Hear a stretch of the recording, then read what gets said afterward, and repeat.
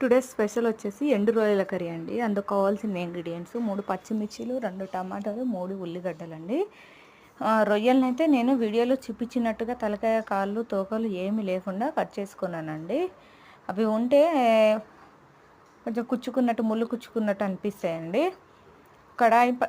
Stove పైన ఒక కడాయి పెట్టుకొని అందులో 1 కప్పు రొయ్యల్ని వేయించాలండి. ఆయిల్ లేకుండానే వేయించాలి. వేయించిన తర్వాత కొంచెం కలర్ మారిన తర్వాత ఒక బౌల్లో వాటర్ తీసుకొని వేయించిన రొయ్యల్ని అందులో వేసుకోవాలండి. అట్లా వేసుకుంటే ఏమవుతుందంటే రొయ్యల్లో ఏమన్నా మట్టి అయినా ఇసుకలైనా ఉంటే వేరైతుందండి. తర్వాత అదే కడాయిని కడిగి స్టవ్ పైన పెట్టి 3 స్పూన్ల ఆయిల్ని అయితే వేసుకోవాలి. ఆయిల్ వేడైన తర్వాత పోపు దినుసులు వేసుకోవాలండి. పోపు దినుసులు చిటపటలాడిన తర్వాత 3 ఎండుమిర్చిలు వేసుకోవాలండి. ఎండుమిర్చిలు వేగిన తర్వాత పచ్చిమిర్చి, ఉల్లిగడ్డలు వేయించాలండి.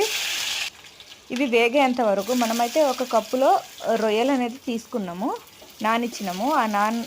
ఎక్కువసేపు కూడా నానవద్దండి. నానితే ఏమైందంటే మెత్తగా అవుతుంది. మెత్తగా అయిన తర్వాత అవి ఏంటంటే ఆయిల్లో ఫ్రై కావు. అందుకనే వాటిని తీసి ఒక బౌల్లో అయితే పెట్టుకోవాలి. చూడండి, దాంట్లో ఉన్న వేస్టేజ్ అంతా పక్కకు వచ్చిందండి. తర్వాత కడాయిలో 1 స్పూను అల్లం పేస్ట్ అయితే వేసుకోవాలి. అల్లం పేస్ట్ వేసుకొని బాగా కలుపుకోవాలండి. ఇవన్నీ బాగా వేగిన తర్వాత 1 కప్పు రొయ్యల్ని వేసుకోవాలి. రొయ్యల్ని వేసి వేగనివ్వాలండి.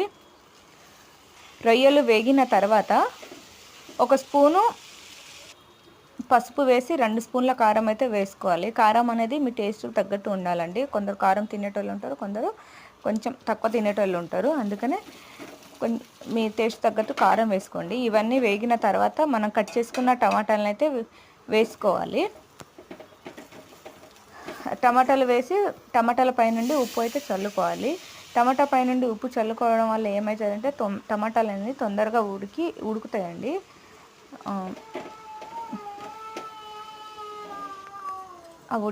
టమాటాలు ఉడికిన తర్వాత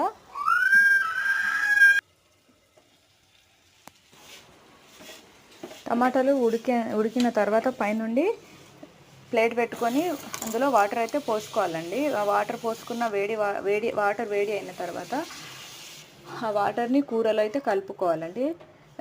కూరలో కలుపుకుంటే వేడి వాటర్ కలుపుకుంటే కొంచెం టేస్ట్ అనేది బాగుంటుందండి. చల్ల వాటర్ కలుపుకుంటే టేస్ట్ అంతగా రాదు. ఇవన్నీ ఉడికిన తర్వాత స్టవ్ ఆఫ్ చేసుకొని కడాయిని పక్కన పెట్టుకోవాలండి. ఇప్పుడైతే రొయ్యల కర్రీ అయితే రెడీ అయిందండి.